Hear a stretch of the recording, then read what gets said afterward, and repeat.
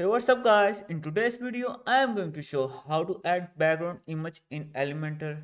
So it could be Elementor free or pro plugin. So you can add background image in both plugins. And before starting I request you to subscribe my YouTube channel for more amazing Elementor content. So let's dive into. So let's go to backend. So in the backend you have to create a new page and I am going to give it home and then publish.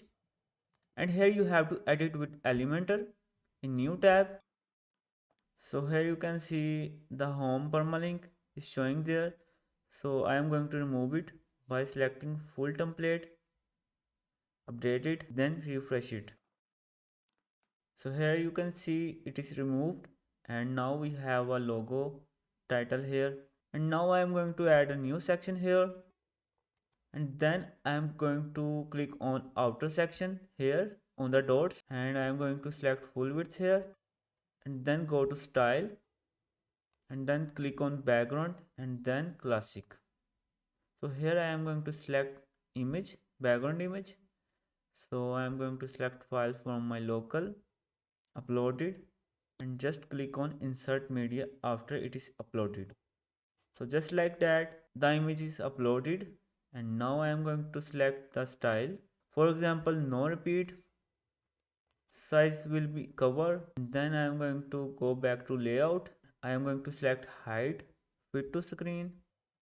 So now you can see now it is full screen and I am going to update it and just open it. So as you can see our background image is added successfully and as well as we can add the content in the section, for example some heading and update it.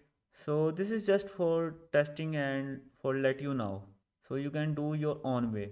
So in this video I have showed you how to add background image from there and how to style it, and you can make sure other styles like this vertical line, middle, and from there as well as repeat, cover, attachment, position, just like that. So you can also control it.